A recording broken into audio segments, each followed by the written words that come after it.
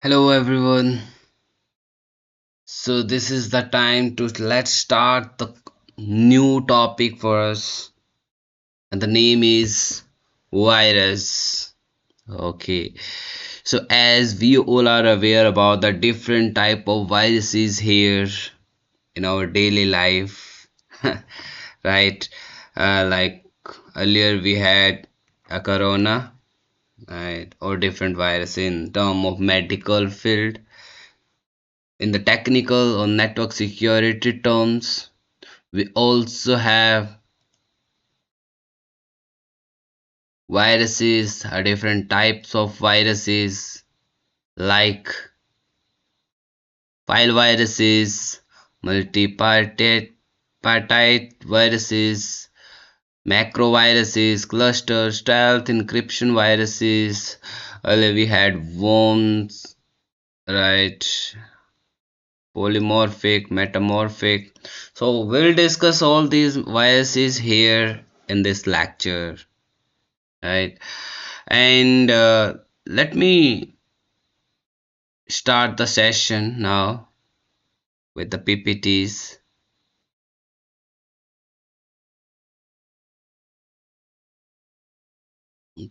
Yes.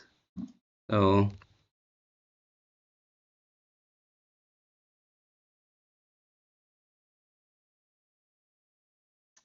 hey. So here, the things are very easy for you guys because I have described everything. Like what is virus, stages of virus life cycles, how virus impact the systems, and then viruses types, where I already discussed about the number of different types of viruses. Right. With that, I will discuss how we can protect our systems from the viruses. Okay, what are different scenarios? All of these things. The interesting thing here for you is here you can see all the viruses here in these videos. I will brief you about these topics, but not that much. Okay, I have a plan to prepare a video for each virus topic and I explain you in detail. Okay, but that is a different project where I will work on it. So the thing is here to help you in the CEH journey. Of course, for the CEH, you don't need to be learn about every detail of each type of topic, virus topic, right? So as few things are required for the CEH exam, like the definition, how it exactly works, how we can protect it, right? We will discuss those. Okay, so let me start with my first slide here. So we have this viruses, and let me start with the introduction. So virus is a self-replicating program that produces its code by attaching copies of itself to other executable codes and operates without knowledge or consent of the users. Right? Viruses are generally transmitted through file downloads, infected disks, and email attachments. So if you are running any .exe, it might be possible there are some viruses with that. Okay. So indication of the virus attack includes constant antivirus alert, suspicious hard drive activity, lack of storage spaces, okay, unwanted pop-up windows. So you don't have to click on every pop-up window. It might be possible the attacker might use that pop-up to install a malware in your system. You can say virus, trojans. Okay, these all are the types of malware. Okay, so now in virus we have two things for this video. First is our characteristics and purpose.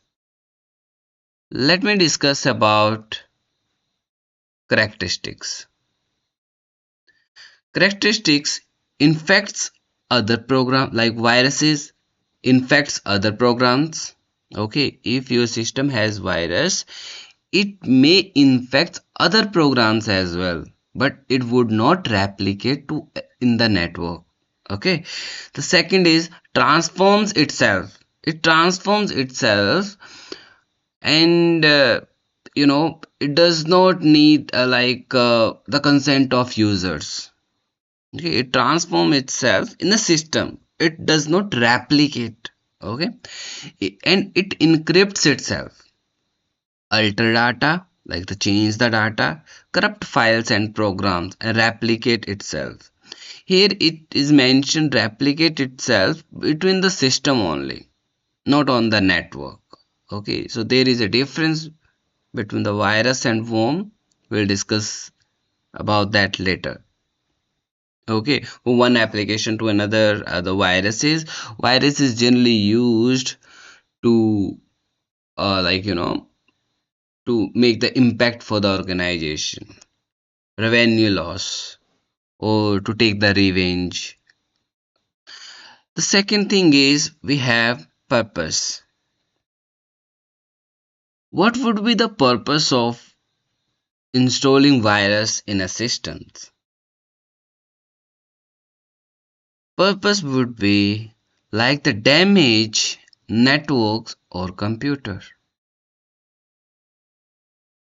Second thing is gain remote access to the victim's computer and control that. Distribute political messages. Okay. Engage in cyber terrorism. Conduct researches. Inflict damages on competitors.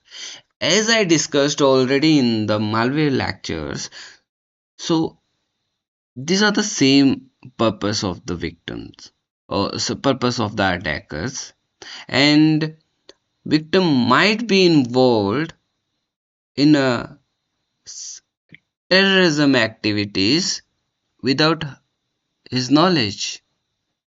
Okay, so we have to be more uh, intelligent in terms of such things and more proactive what we are downloading, what we are installing every time. Okay, don't trust on anything on a website and pop up. Okay, so that's it for this site. Let me move it further. Yeah, let's talk about the life cycle of virus. Here we have different stages. These are the important things. These are quite interesting topics like malware, trojans, virus. If you are in cyber security, that these topics must be interesting for you. First is design. We need to first design the virus, right? You can use construction kits or any programming language if you know any Python other language, right? If you have construction kits, then you can use that. It's a kind of a GUI. You have to select what you want to do in a system, right? Now we have virus maker. Okay. Second thing is replication. To replicate in a system, how we can replicate?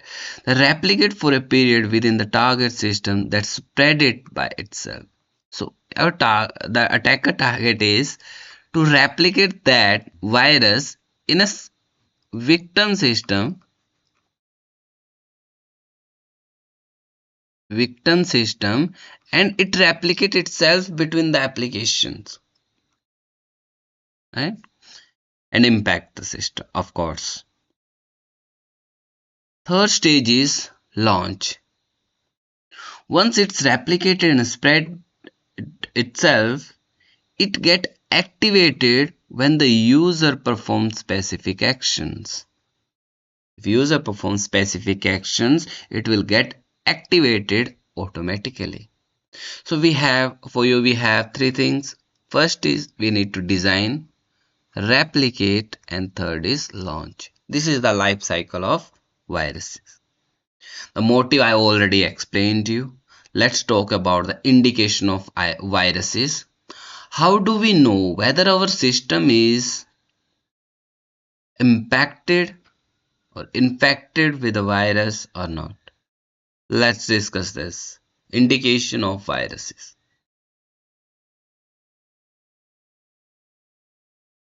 Yes, so let me change the color here to something new. Yes, this one. Okay, so indication of viruses. Very first is processes. Oh, sorry, yeah, processes require more resources and time. Like, if your process takes only 10% of CPUs, that process is now taking 40 to 50% of CPUs, and it's very slow, which means it might be possible that you have virus in your system. Second is computer beeps with no display. It means you are in problem. Yeah. Third is drive label changed. OS does not load. Constant antivirus alert. File and folders are missing. Suppose you have seen there are folders over there in downloads and any files, and virus delete those or move these folders from one to another folder. Condition would be anything. Okay. File and folders are missing. Suspicious hard drive activity. Then we have browsers windows freeze. Unwanted advertisement and pop-up windows. This is the most dangerous because I've seen in number of sites where pop-ups comes again and again. It might be possible these are the ads of genuine organizations or attackers. No one knows. Okay. So when you're clicking on pop-ups, you have to be more diligent over there. Okay. Because it is required that we need to understand what is this all about. Do we really think to know about that? Sometimes this is used for the marketing purposes also, to know about few things. Then they sell your data to other organization and they suggest their best product to you. I believe I already discussed about this in my previous videos in detail. Yes, so this is all about the virus life cycle, indication of viruses. Let me move it further. Infection phases. Virus infects a system in the following sequence. It's a kind of flow diagram. You can say flow of virus. How virus infect a system. Let's see the sequence here. So virus load itself into memory and check for the executable on the disk. Executable means .exe files that can execute. Okay, loads itself into memory and check for the executable on the disk. Virus appends malicious code to a legitimate programs with the user permissions. Okay, now it is attached with the executables and user is unaware of that replacement and launches the infected program and launches that executable programs. Execution of in because see this is a executable program, it's a genuine, and this is a code, it's malicious code. Viruses attach this with the exe. Now this become infected exe, right? When user execute this executables, then it infects the other programs in the system. And there are a number of programs over there, right? Execution of infected system also infects the other program in the system. Above cycle continues until the user realizes that there is an anomaly in the systems. Okay, and it continuously changing the things in the back end until customer knows that there is something wrong in the system, and they start the antivirus scanning, malware scan over there.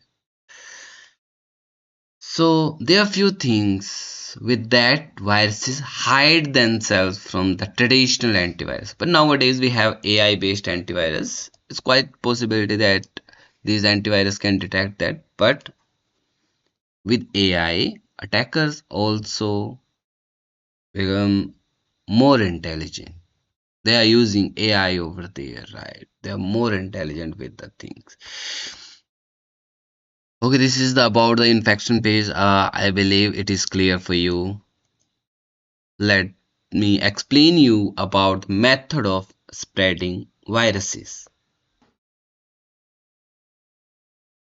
Method of spreading viruses are like the infected files. How we can spread viruses. It's very easy. It's very common, I believe, for you guys. Infected files. A virus can infect a variety of files, file sharing services, USB, and other storage media, and malicious attachment and download. In most of the cases, when we talk about the method to spread anything over the internet or in the system, these are very common. How is deliver the malware? It's very common like USB, file sharing, malicious attachment, download, phishing emails, all these stuff. Okay.